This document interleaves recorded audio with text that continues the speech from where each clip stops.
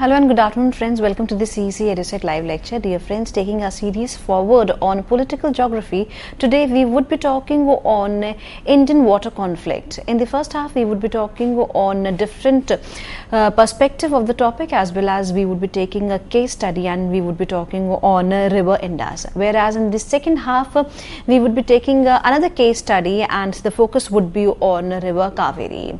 And for this very discussion we have once again with us in our studios Dr. Intikhab Ahmed. Dr. Intikhab Ahmed is Assistant Professor in Department of Geography, Dal Singh College, University of Delhi. So let's welcome our guest, Dr. Intikhab Ahmed. Hello sir, welcome to your basic lecture. Very good afternoon, dear students. In this session, we are discussing the Indian water conflict. In the previous session, we were discussing the international water disputes in the different river basins of the world. But in today's lecture, we are discussing Indian water conflict because in present time, this topic is very much contemporary in nature because of various development going on in different river basins of India. So, we'll start this lecture, Indian water conflict. As we all know that most of the water is like 97.5% of the water exists as salt water into different river basins and oceans and seas, and 2.5% of the fresh water is available, and roughly out of that 99% is either in the glaciers or in ice caps. And we are having only 1% of the water resource which is utilizable for us, for human being, for animal and for irrigation. The population growth continues, that is surging different aspect of the for the different aspect of life, and we are demanding more of the resources because the demand of the water is more and the supply of the water is very much limited.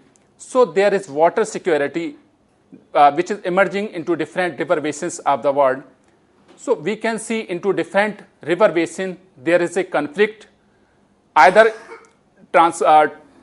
transcontinental. We can see the relation between India with different countries, with surrounding countries, or we can take the example from the Indian state as well.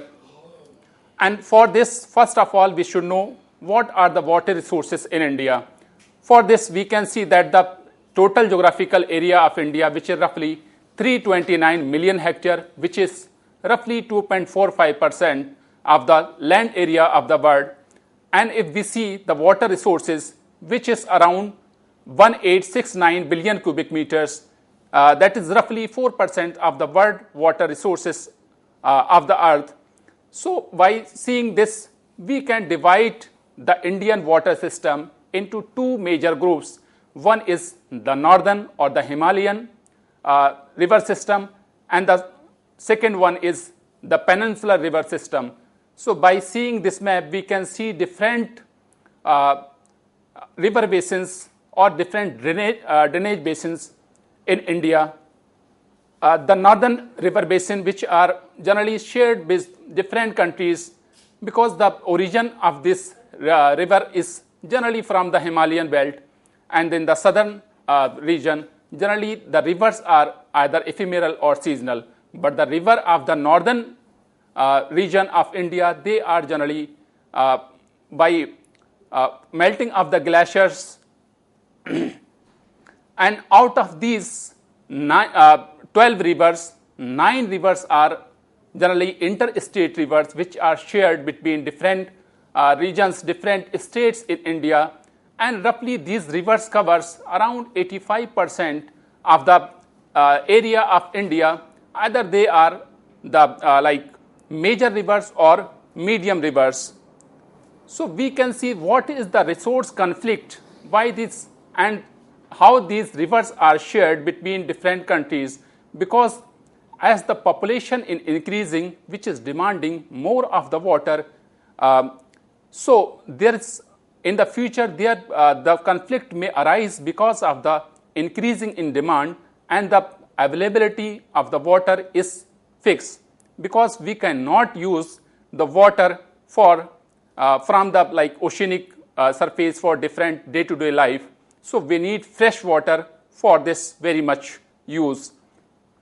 We can see the development of the water resource like in South Asian countries and Central Asian countries. The conflict are emerging because of different kind of supplies either in the upstream and in the downstream river basin and sharing of those waters. So this may create different kind of political, economical and social issues in the coming time. And if we see the example of water resource conflict which are emerging from India, like throughout the India and its neighboring countries, the water conflict are emerging because of the increasing of the demand.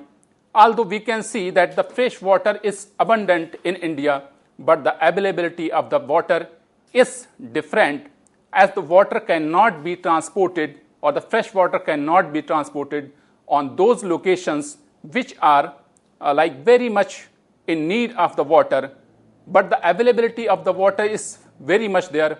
So the like different kind of distribution system that is not found.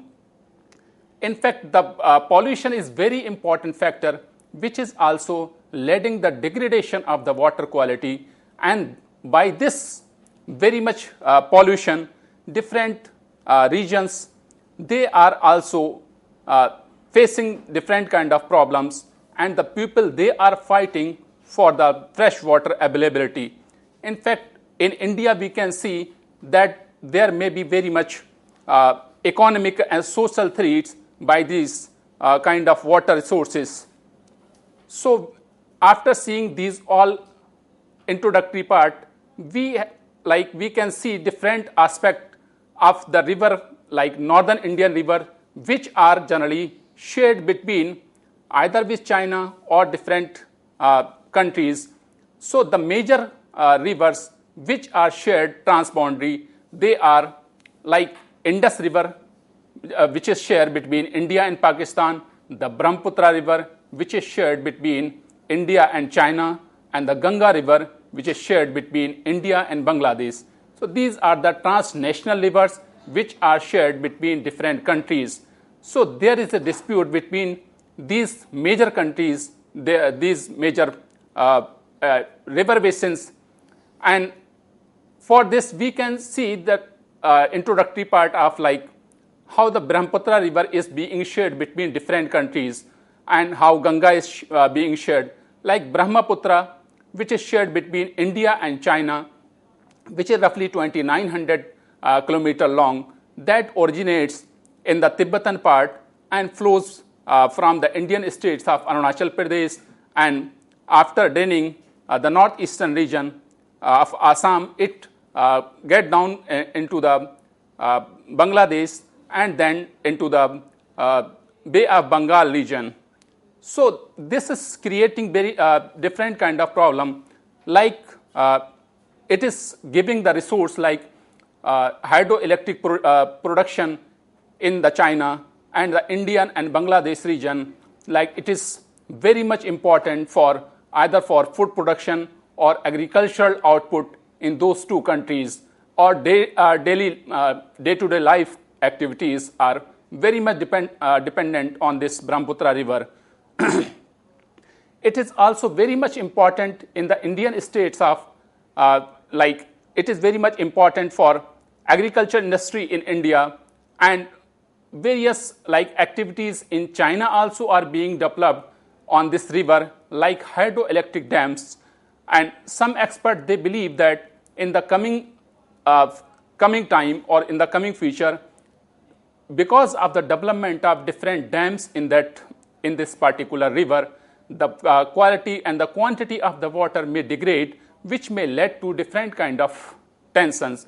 In fact, we can see some of the example, like China has constructed like Jiangbu Dam in 2010 that has been completed in 2015. This is also very much important for China, and India has like given the dissent and said that these kind of development like Lilo project, which has been taken up in 2014, that will be completed in 2019, which is on a very much on Brahmaputra's tributary, that may block the water of that particular tributary, and that can harm the fragility of the northeastern region. In fact, we can see in this Brahmaputra region, there is no bilateral treaty. So different countries, they are, or India and China, they are not in that position to share the different kind of water by any treaty. But in the present time, the present government of India and the Chinese government, they are coming closer, and they have different kind of information sharing agreements that in the future they will share the information regarding the hydrological data of both the countries, and that may be utilized for sharing of their different kind of powers. And simultaneously, we can see the example of Ganga River, which is very much important in Indian aspect, because it is very much important in India for its religious purposes, for economic purposes, and it is also one of the third largest river in the world, which is 25 kilometer long. So it is very much in present time, this river is very much in different kind of phases, like it is shared between India and Bangladesh. So in fact, after developing this river in 1996, there was a Ganga treaty, and the treaty was for in 1996 between the then Prime Minister Deve Gowda and Sheikh Hasina. This is for 30 years.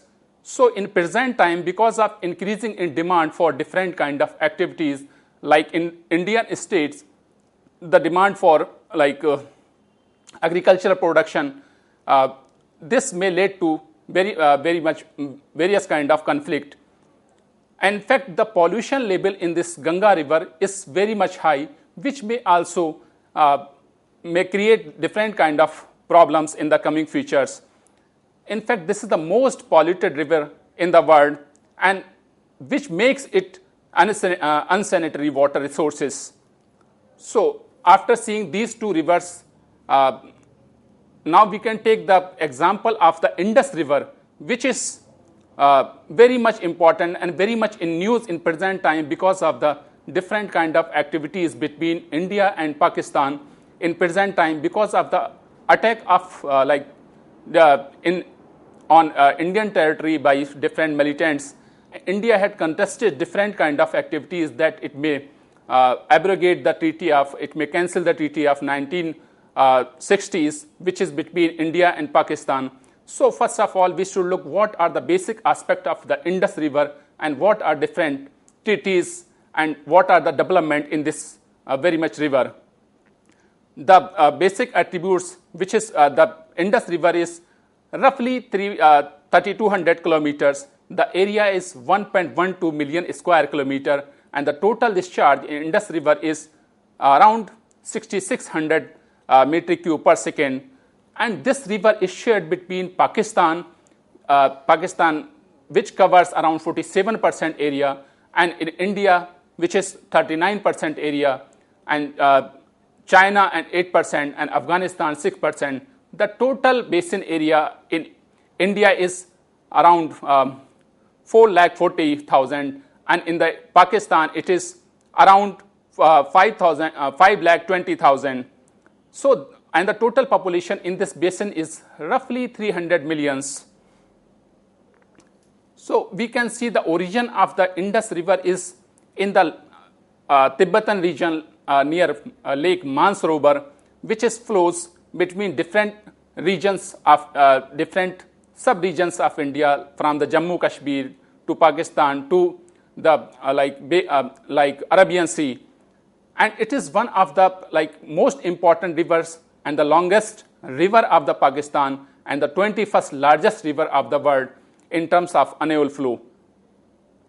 And this river is Indus River is made up of, or there are various tributaries of the Indus River. As we can see, there are left bank tributaries of the Indus River like Chenab and its four tributaries like Jhelum, Ravi, Beas and Satluj. These are the left bank tributaries, and the right bank tributaries of the Indus are like Shiok, the Gilgit, the Kabul, the Gomal and the Kurram. And the total flow of this river, which is determined by generally different seasons, as in the winter season the flow is diminishes, and in the monsoon season the river flourishes, and around 2/3 of the water supplied for irrigation and different day-to-day activities by this river. And what are different concerns of this river? The major concern of this river, as we can see, was that Pakistan always see this river development by India as from the point of suspicion and mistrust.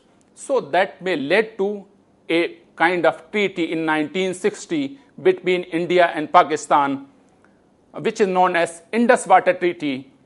And this Indus Water Treaty of 1960 was given by or has been taken up with the help of or between the Prime Minister of India like Mr. Pandit Jawaharlal Nehru and President of Pakistan Ayub Khan. It is the Eastern Distribution Treaty between India and Pakistan, which was brokered by with the help of World Bank or the organ of the World Bank, which was IBRD, like International Bank for Reconstruction and Development.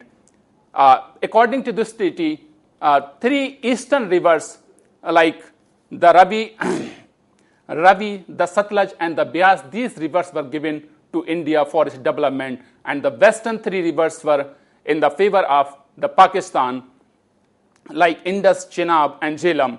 So we can see the various developmental activities in this Nile, in this Indus River basin, like different time period has been given, like pre-1935 only by just executive order this river was shared between India and Pakistan, but after 1935 because of the Indus or Anderson Committee, this river has got very much provincial jurisdiction. In 1941, the Indus Commission has been set up, and in 1942, the commission has been submitted its report, and in 1943 and 45, the different the engineers of both the countries, they formally meet, and they find different kind of draft agreement, and that has been continued till 1947. In fact, in 1948, there was no agreement, and hence the India stopped the water in the Indus River. But because after some time in the same year, India has released the water in this basin, and in 1949, Pakistan contested that it will utilize the river as equitable apportionment of all the rivers, and hence there should be brokered. The World Bank or the international organization, they should come closer, and hence India objected that the third party involvement will not be accepted. And in 1951, David Lilienthal, the then chairman of the Tennessee Valley Authority, that was invited by the Prime Minister of India at that time, has given very much importance to this aspect, and he has written a paper, and by that paper, the then World Bank president, that has been influenced, and the then World Bank president Eugene Black, he has called different kind of meetings in Washington, in India, like in New Delhi and in Karachi, and he has suggested that the different countries, they should having their own plan, and the plan in 1954 was also given by the World Bank, and it suggested that the eastern river, three eastern river, that should be developed by India, and the western river, that should be developed by Pakistan. And in 1956, different development took place in 1958. Replacement and development facilities, what will be the replacement label and what will be the development aspect. So by these all things, the Indus Water Treaty has been taken up in 1960 in Karachi and in 2004, because different kind of talks between on Wular Barrage and Baglihar Dam that has been taken up into Lahore, and that indicate if India will not consider their demand, Pakistan will go to the World Bank for arbitration.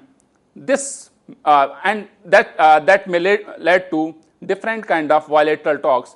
But in present time, the situation is in the Indus Valley. The situation is that India is also developing different projects on the Nile River basin, and Pakistan is also developing various important like construction activities, various kind of dam construction of the dam activities, which are also very much contentious in present time.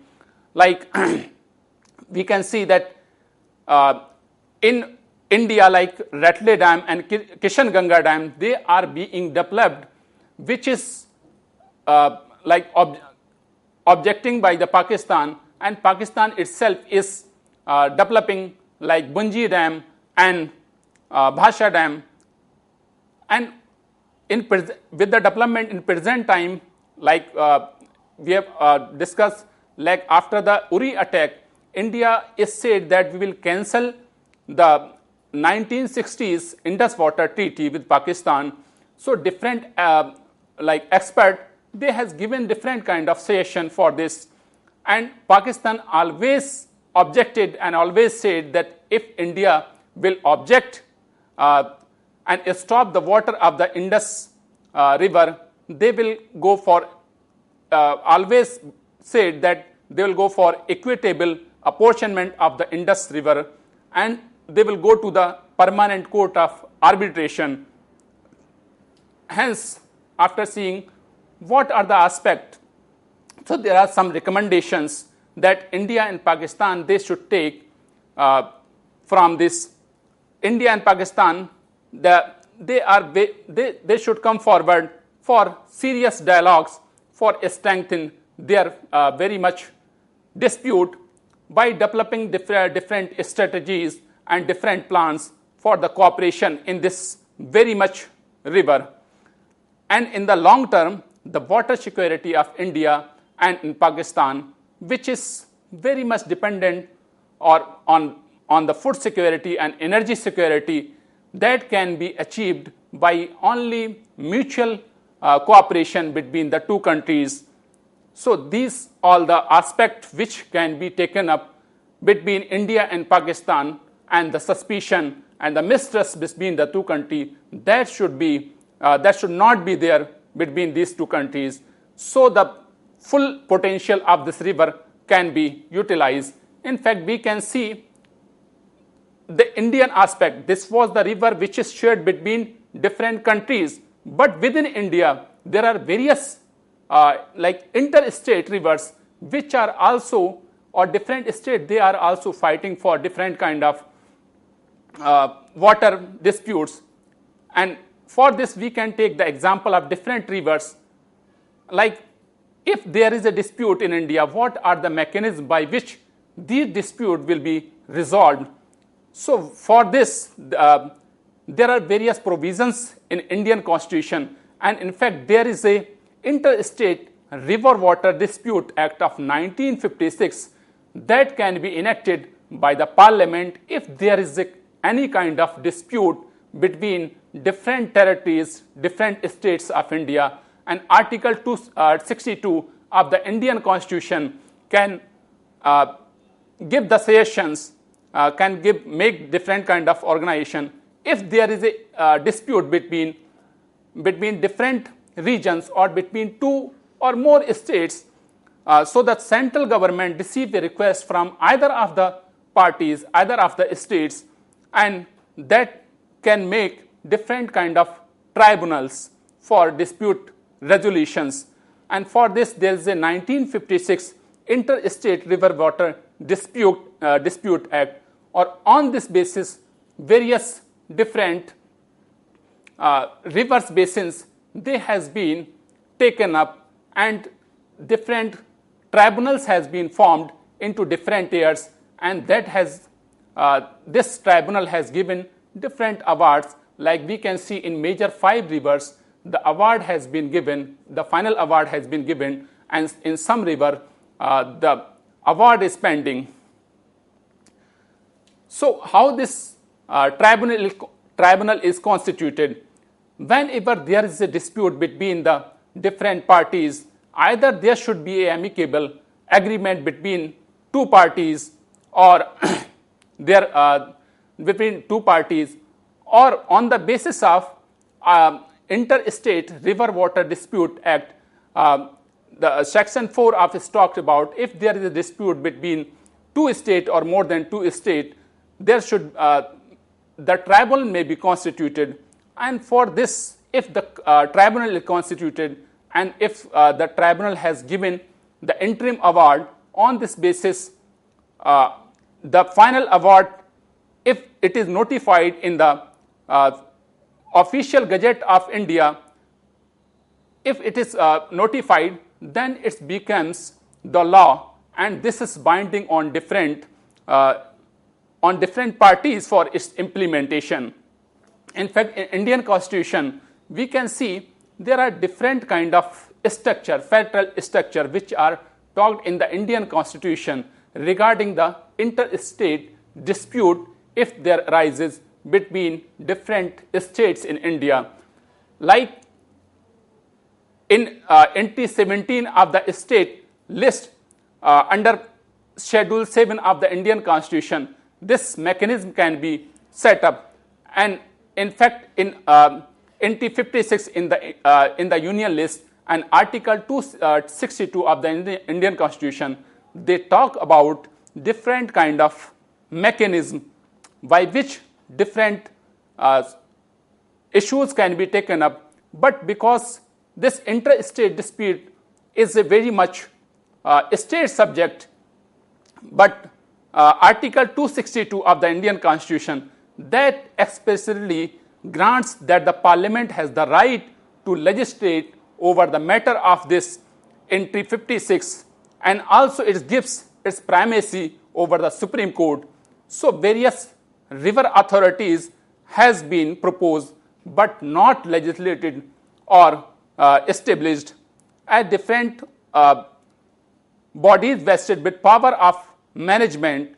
Instead, different river boards had been set up, which are very much advisory in nature.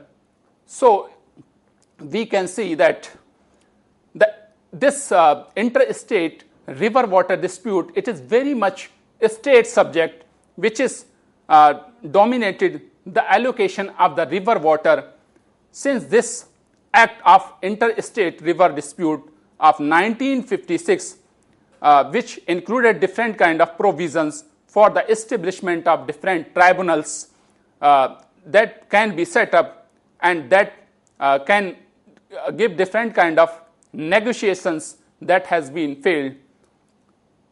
However, we can say that sometimes some states, they have refused to accept the decisions of the tribunals.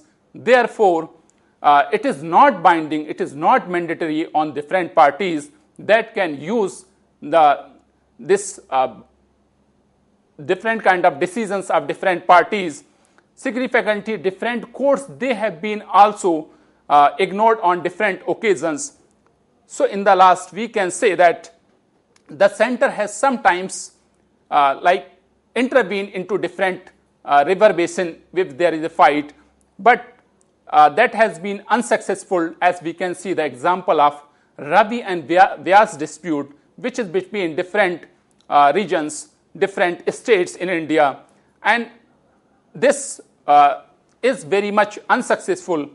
So all this water dispute, they are very much interdisciplinary, and they should be evolved by mutual cooperation instead of different kind of fighting mechanism.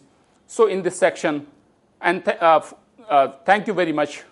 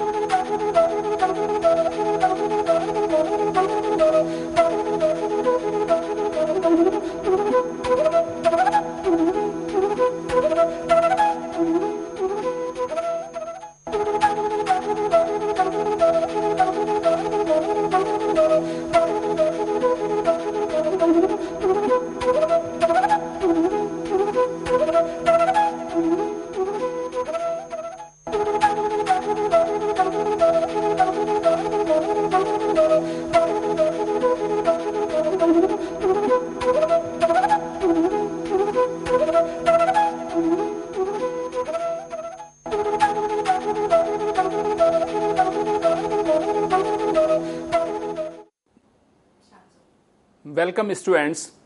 As in the earlier session, we were discussing different international rivers like Indus, the Ganga, the Brahmaputra, and different law aspects which and the provisions in the Indian Constitution. But in this second part, we will be discussing about the very much important the water dispute which is ongoing in present time in the Cauvery River water disputes.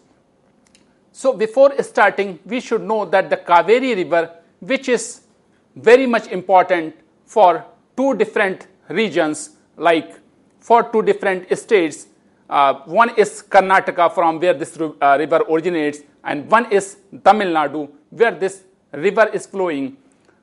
So as we can see, the total of the 85% of the Indian territory, which is like either 85% of the Indian area, which is shared between either major or minor rivers or medium rivers of India. And there are around 14 major rivers in India, and the major rivers are those where the area is either around 20,000 kilometers square or more than that. And the medium rivers are those where the area is between 200 to 20,000 kilometers square. So there are 44 as medium rivers, and out of these 44 rivers, 9 are interstate rivers. And for this, we can see that in Indian aspect, there are various rivers which are very much disputed, and we can like give the example of those rivers which are very much disputed in India, like Cauvery water dispute, which is between Karnataka, Tamil Nadu, Kerala, and Puducherry. But there are two major parties like Karnataka and Tamil Nadu, and the other major interstate river water disputes are between Ravi and Vyas water dispute between different states, and Vansadhara river water dispute, which is between Odisha and Andhra Pradesh, and Mahadai and Mandavi river, which is in Goa. That is shared between Goa, Karnataka, and Maharashtra, and the Krishna river water dispute, which is between Maharashtra, Karnataka, and Andhra Pradesh. So after seeing this all, I have taken the case study, because all the rivers cannot be discussed at a time. So the Cauvery water dispute, which is very much contemporary, and the like dispute or the different kind of fight mechanism they are going in the different regions, two different states of southern India. So we can see this Cauvery water dispute, it is very much like old, because of not the river water is not being utilized, but because of the river water is being reshared between different states in India. And we can see that the Cauvery water, it is the distance of this river is around 802 kilometers, and around 44,000 kilometer basin area lies in the state of Tamil Nadu and around 32,000 square kilometer area in the state of Karnataka. And there are various tributaries of this Cauvery rivers, like left bank tributaries are the Harangi, the Himavati, the Shimsha, and the Arkavati. And the right bank tributaries are like Lakshman Tirtha, the Kabani, the Suvarnavati, the Bhabani, and the Noil and Amravati river. And we can see that this river is locally known as Cauvery, which is the largest river in the between two states like Karnataka and Tamil Nadu. It originates from the Tal Cauvery in Karnataka and flows into the Pampawar in the Tamil Nadu, then empties into the Bay of Bengal. This river has enjoyed very much social, political, economic, and religious importance from the very much ancient times. And by seeing this map, we can see that this river is shared between four major rivers, originate in Karnataka and flowing eastward toward the Bay of Bengal. And some of the tributaries of this river are in the state of Kerala, and some tributaries or this river flows to Tamil Nadu and then to Puducherry.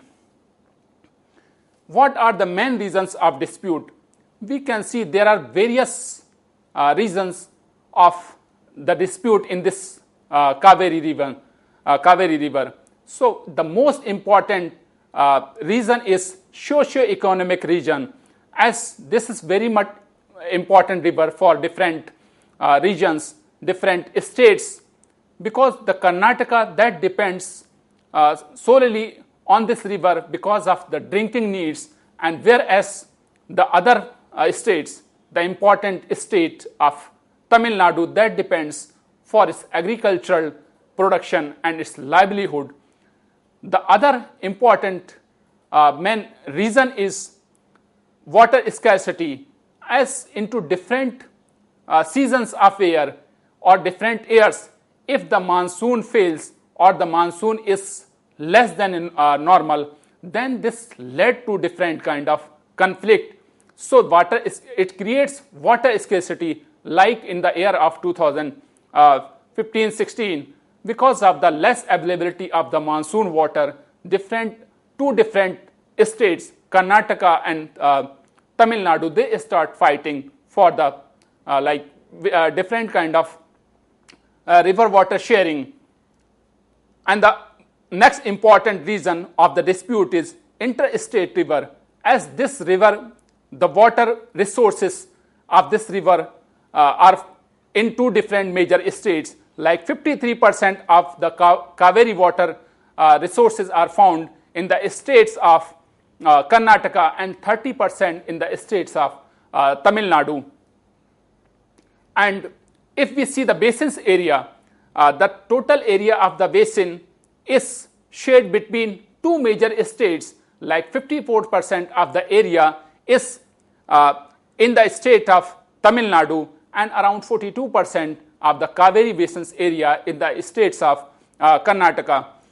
And by this logic, the Karnataka always claims that it should be utilized, or it should be utilizing more water because it is having more of the area or water resource of this river. But there is a historical change in demand and supply of this river water, as Tamil Nadu from the very much time is using this river water for its irrigation needs in the Cauvery Delta region, because this is the very much important river of the two states. If this river will not be there, this region is called as the drought prone region, and these are all important factors that are leading to different kind of disputes in the Cauvery River basin. So there are various disputes which has been, or different like chronological development that has been taken place in the Cauvery basin. Like this, the dispute started since 1890s because India was under the British Raj. In that period, the presidency of the Mysore and the Madras presidency, they were fighting for the access of the resources.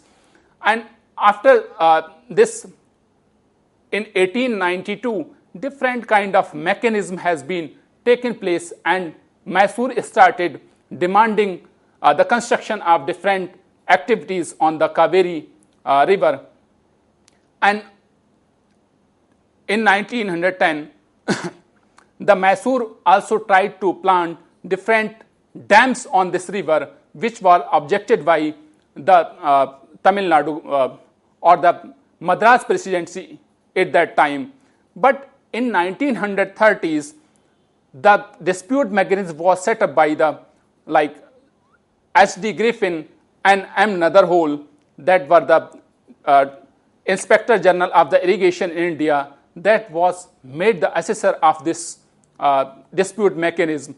And this was the first time that the Cauvery water dispute has been came into arbitration. And in 1924, different kind of agreement that has been taken place, and 1924 and 1892 agreement, these two agreement has been taken up based upon the dependency of the population and the historical use of the river water.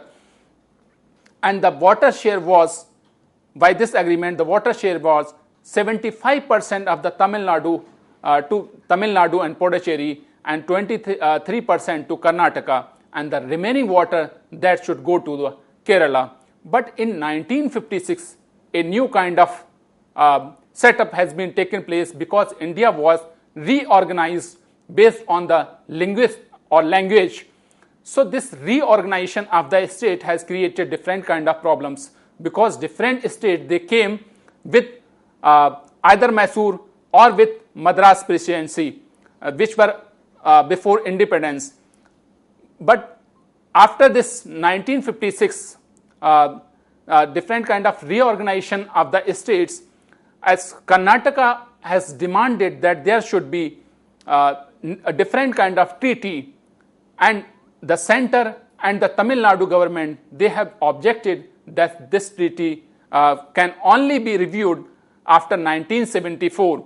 So between the 1972 and in 1972, a fact-finding committee was set up by the center, and the work was being done in this 1972 and 1973. So in the 1976, a series of different meeting has been taken place based upon the Cauvery fact-finding committee report. And till then, two different parties, they were agree, but in the last, they has been backed out from this agreement. And in 1990, very much important development taken place in this Cauvery Basin region, as these states, they has been come to the Supreme Court and asked for the constitution of the tribunal, and Supreme Court has constituted Cauvery Water Dispute Tribunal in 1990, and the tribunal gave its interim report in 1990 and gave interim report on 1991, and the Karnataka was required to release the water in the Cauvery water as 205,000 million cubic feet of the water to Tamil Nadu. But after this development in 2007, the final Cauvery water dispute tribunal award came, that has given different share to different regions, as the total water in the Cauvery was calculated in the normal real, that was 740,000 metric foot, and this water was divided between 4 different regions. Like Tamil Nadu was given a share of 419,000 metric cubic meter feet, and Karnataka was given 270, Kerala 30 TMC, and Puducherry 7 TMC. And the demand of these states was different, but according to the availability of the water in normal year, this water was distributed in 2007 by Cauvery Water Dispute Tribunal Award. And out of these 726, 10 TMC of the water that was left behind for environmental purposes, and 4 TMC for inevitable outlets. So we can see what is the recent development in this basin, Cauvery Basin. As in 2012, the Cauvery River Water Authority, under the chairmanship of the government of the PM Manmohan Singh, has asked the Karnataka government to release around 9,000 cubic of water daily for the Tamil Nadu, and that by that the Karnataka government ceded and released the water, and this led to the violent conflict in the state of Karnataka. But in 2016, after seeing this all, the Tamil Nadu government again moved to the Supreme Court for the sharing of the Cauvery water final award, or the decision that was given by the tribunal. And by this, in August 2016, the tribunal has given, or the Supreme Court has given the ruling on 5th of September 2016. The Supreme Court had directed to the government to release 1,500 cubics of water per day to its neighboring state for next 10 days. It means this all development has taken place in a hurry up, and by this decision of 5th September 2016 that was given by Supreme Court, the Karnataka government that has expressed its inability that it cannot release the water of 15,000 cubics because of the unavailability of the water for its own population in the states, because in this season of 2016 the rainfall was very low. Hence, the state itself need the water for its farming and drinking for its population in the same state. And the Karnataka government has filed a plea in the Supreme Court to reduce the amount of water, and said that the amount of water that can be released is only for 6 days. And on 12th of September, the Supreme Court again modified its order and said that instead the Karnataka should release the 12,000 cubic of the water on the daily basis for 8 days. But at the same time, the Karnataka government, or the Karnataka State Legislative Assembly, has passed a resolution that it cannot release the water because the population of its state itself needed the amount of water, and hence negating the effect of the State Legislative Assembly of the Karnataka government, the Supreme Court again has given a resolution that the state legislator of the Karnataka cannot issue that kind of order, and it said, the Supreme Court said that the Karnataka government has to issue or to have released 6,000 cubics of Cauvery water for Tamil Nadu for 3 days, starting from the 28th of the September 2016. And at the same time, a bench of Justice Deepak Mishra and Udayu Lalit also asked the central government to set up a different kind of meeting between two different states, and there should be a mechanism by which this deadlock may be overcome of releasing the water. So the bench also reminded Karnataka government that the state duty of any state duty is take care of the persons of any state, because in a federal democracy all the persons, they are equal to the law. And hence on 30th of the September, the Karnataka government was given a last chance to release the 6,000 cubic of water to the Tamil Nadu starting from 1st October to 6th of October. Otherwise, Supreme Court has warned that if that water will not be released to Tamil Nadu or from the Cauvery River, the wrath of the law falls on the state. So this was the very much warning for the state of Karnataka.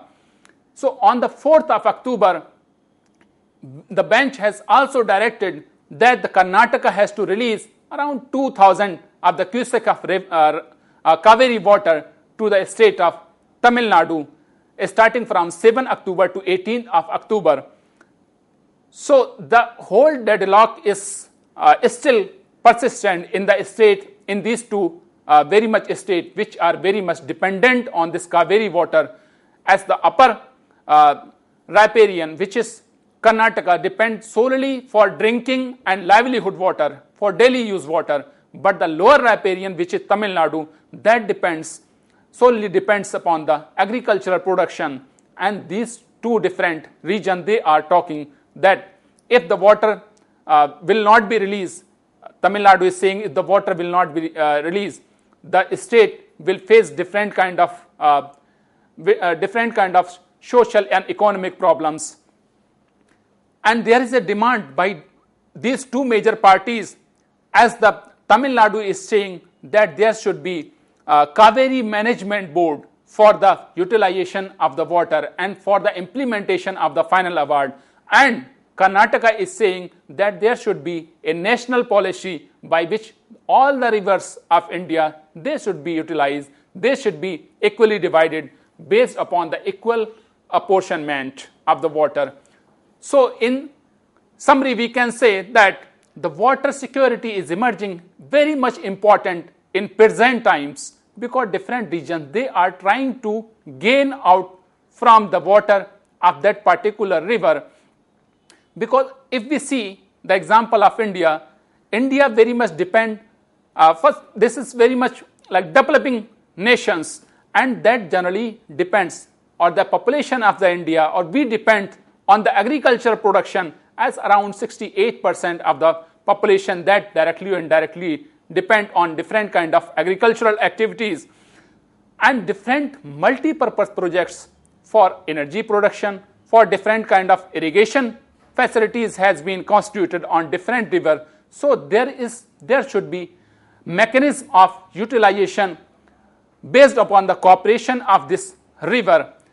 But in India, there is no unambiguous institutional mechanism that can sort out the problems of this deadlock or this sharing of the water mechanism. But the economic analysis or the benefit of all the states should be taken into consideration, and how this dispute may be resolved in the near future. And in the conclusion, we can say that in fact India needs different kind of activities to sort out these different kind of deadlock, different kind of mechanism by which this very much water resource that may be utilized by different countries.